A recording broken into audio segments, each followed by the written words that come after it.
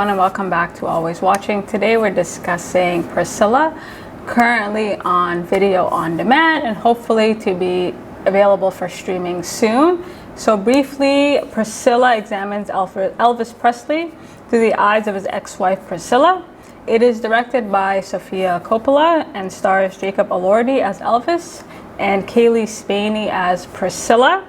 And it is based on the memoir Elvis and Me by Priscilla, and the movie is told entirely from her perspective. Briefly, Priscilla and Elvis met when she was just 14 years old and he was 24.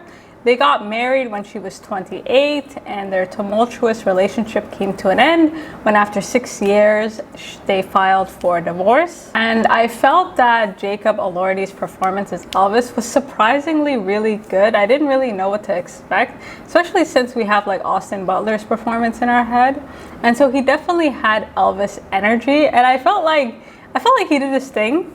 I also felt like Kaylee Spaney as Priscilla was incredibly charming, and I totally bought her as this young girl desperately trying to connect with this man that so few really know outside of his public persona. This is the type of movie you will either love or hate depending on like your prior knowledge about Elvis and Priscilla. So it really depends. Like, I've heard mixed sort of reviews. And personally, for me, I found it incredibly compelling. And this is because, again, I really enjoyed Kaylee's performance as Priscilla. So the movie begins when Priscilla first meets Elvis when she's 14.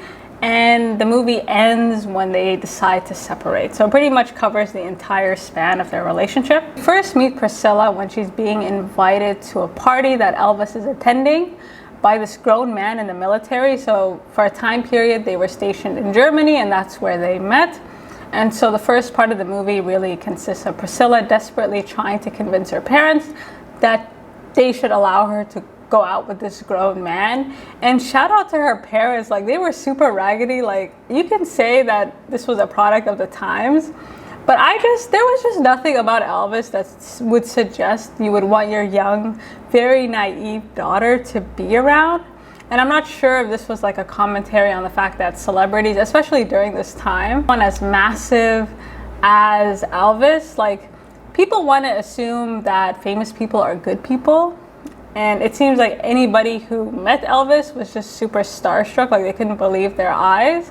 And yeah, her parents were really something else. Like, Priscilla, again, the way she played her, like, I could very much relate to her as this very young girl that thinks she's ready for something that she's just clearly not ready for. As a teen, I remember thinking I was ready for so many things that I thank God now that my parents just shut down. And so I feel like Priscilla's parents that like desperately needed to shut this down. They tried, but they just failed. Priscilla first meets Elvis, like, she goes into this party with this anticipation, and she seems to be like a real fan, just like anyone else. And so it's almost love at first sight, but this love is, again, kind of obsession, right? She's pretty much starstruck by him, and he could see it. And one of the reasons that he decides to kind of pursue her is because he likes the way that she looks at him. And the reason she looks at him with such naivete is because she really doesn't know anything about him. I thought the contrast between Jacob Elordi and Kaylee was really smart on the part of Sofia Coppola, because throughout the movie you are very much aware of the differences in their age and their maturity level. Like, Jacob is so tall and Kaylee is so short. So throughout the movie he's always just towering over her, looking down on her, physically having to lean over to kind of, you know, try to relate to her, even though they really have nothing in common. And she's constantly looking up at him, right, trying to get to his level. And throughout the movie, she never really does get on his level, right? Like, that dynamic never really changes until like the very end of the movie. So ultimately, I think Priscilla is a movie about grooming and how this is just a very, very, very slow process. And this is a process that doesn't begin when you first get together with someone, right? This is a process that begins very early on during the courtship, right? During the early stages. And one of the ways that Elvis would constantly kind of keep her looking up at him was basically just withholding affection, right? This man is a superstar. Everyone wants to be with him. He kind of puts her in the position to always prove her worth to him. So during their courtship, Priscilla pretty much becomes obsessed with Elvis. Like, it's like her whole life stops. She decorates her room, she buys all his albums, she writes him letters, she just waits by the phone hoping and praying this man would come. And despite the tabloid reports and all the news reports of this man having affairs and pretty much living his best life, she still holds on to the hope that somehow she's special, right? Like, he kind of sees her differently. Even before they actually get together, she's slowly becoming dedicated to him. And this is something that he's clearly like very much aware of. And I did like the contrast between Elvis's like Graceland and Priscilla's family home. Like, she comes from a very humble home. She comes from a 2-parent household. And although she, you know, is kind of obsessed over this guy, at least she had a family, right? At least there were people that she could interact with, and she wasn't lonely. And of course, this takes, you know, when she goes to Graceland, this is the opposite experience. During their courtship, I think this was one of my favorite parts of the movie, is he would kind of infrequently take her out, right? Like, her parents are trying desperately to convince her that this man is like, he's not coming back. But he does, right? And he would take her out on these sort of glamorous dates. And so she would get kind of glimpses into this life that she assumed that she would one day be a part of. And another sort of tactic when it comes to grooming that I think the movie showcased very well is how the predator will make you feel more mature than you are. So when he takes her out, she looks far more mature than she really is. She's drinking, like, you can tell she never had a drink in her life. She's popping pills, like, you know, she's going out at all hours. And so it just seems very exciting. It just seems like she has the whole world, you know, in the palm of her hands. Okay, so these small glimpses into his life, like, she becomes kind of addicted to this idea. Like, if I could just be with him, I can live this life every day, right? So as soon as she goes home, like, her home life becomes unbearable, right? Because she just experienced like this glamour, this extravagance, and it's like a drug. Right? It's not something that you can easily come back from. And again, I think a part of her obsession with him isn't only him, right? Like this, you know, being with Elvis and being with this man, but it's also this lifestyle that he seemed to be offering her, right? If she's lucky enough to be with him. Before they get married, she spends a number of years with him in Graceland. And when she first enters Graceland, it's like, wow, you know, she feels like she made it. And what feels like a palace, of course, over time, just ends up feeling like a prison. Most of the movie takes place in Graceland, and because we're seeing things through Priscilla's eyes, it feels like nothing ever changes, right? Like the aesthetic of the home, like it just seems like she's frozen in time, constantly waiting for this man to come back. And I did enjoy the sense of time in the movie because it was honestly hard to tell how many years had gone by. Like, they use different ways to kind of alert the audience of how much time has passed, like through calendars and through different sort of milestones in their lives. But again, as soon as she moves in with him, it's like her life just stopped, right? She never really matured past 14. Really happy that the movie spent some time with her family before taking us to Graceland. And so this place never really feels like home. Like, she's always treated as like a temporary guest.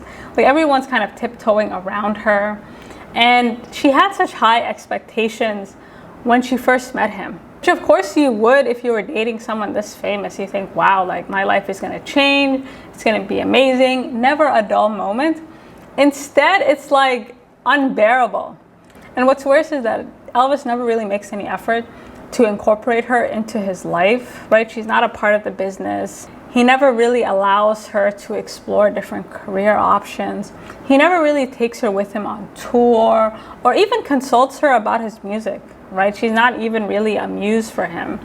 And so she's trying so hard to figure out where she fits in, but it just feels like she's at a hotel, right? This place never really feels like her home. It's because he just wants somebody who will be by the phone, right? He just wants this doll who will not question him, who will not, you know, argue with him, and who will just listen to his problems, right? Like a therapist who just will not talk back. The longer she stays with Elvis, the more isolated that she feels. And I felt like the movie did a good job of really getting us inside her head. Like, her character, again, I felt her performance was very compelling because I could feel her anxiety.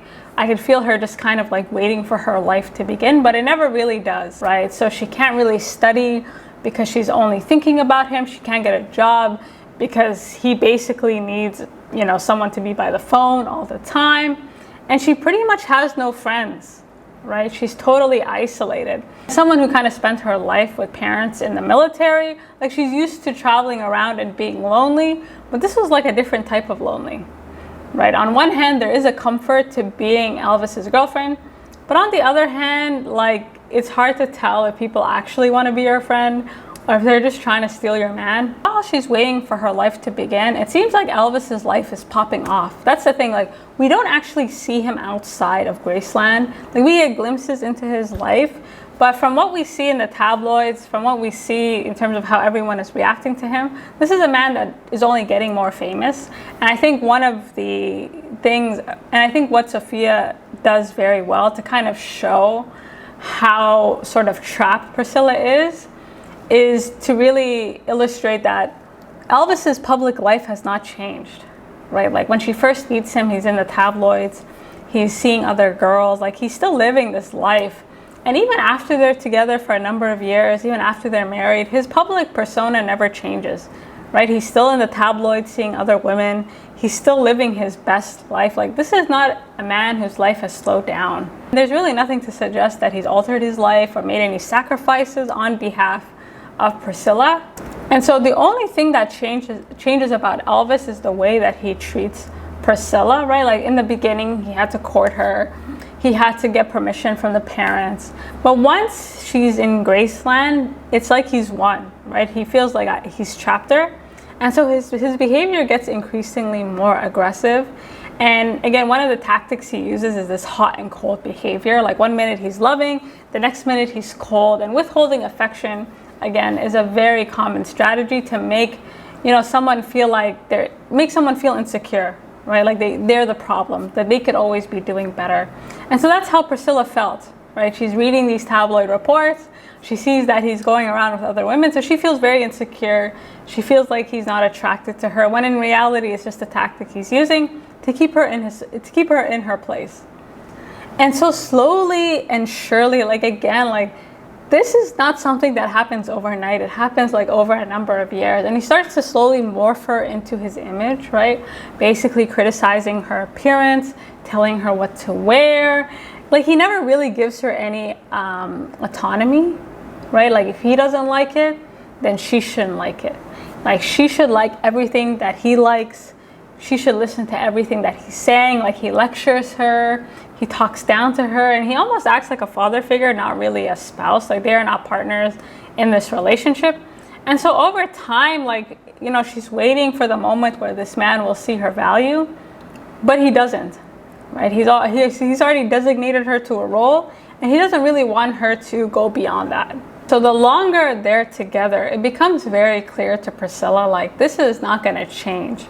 Right, like she starts to notice a pattern, and she starts to clock in. And I think what's devastating is how lonely she is. And again, you would think being married to such a person, your life would be so exciting, but instead it's almost like she's just waiting for him to leave her, right? Like that's the thing. You don't know what this man is doing outside, and there's really nothing she can do to stop it. In comparison to her husband's life, I mean, she's living a very uneventful, very boring, very soul-sucking, very lonely existence. And again, this is not something you would think. Whereas again, Elvis is living his best life. And the movie makes it clear that this is a man who very much knows what he's doing. And he's also a man very much trapped by his own fame, his own addictions. And as dedicated as Priscilla was to him, nothing was really going to get him out of it. And it's not until kind of Priscilla realizes this, like this is not a man that anyone can save, right? He's so just in the dark, right? He is totally in the sunken place. And a man, you know, this is a man who is treated like a god. And so he ends up having this god complex.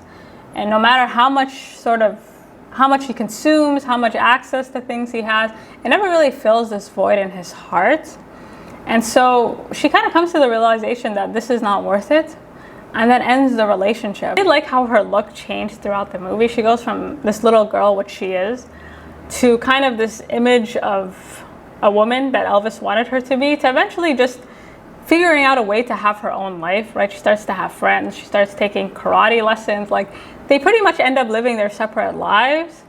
And so this sort of obsession and this desire to be with him, it goes away, right? Like, the mystery behind Elvis, like, there is no mystery. This is a man that was very much stuck in his own addictions and his own trauma. Overall, I really enjoyed this movie. You know, I felt it was like a cautionary tale. Like, y'all, if you ever meet someone who's mysterious, stay away, okay? Like, mysteries are not meant to be solved. I think what I liked about Kayleigh's performance is that she really kind of embodied this young girl. Like, if you were a young girl who met such a superstar, like, that's more or less how you would behave. And again, just because someone has lived this amazing life and has done all these amazing things, doesn't mean they want you to live an amazing life or they want you to do all these amazing things, right? So you guys let me know what you think, and until next time.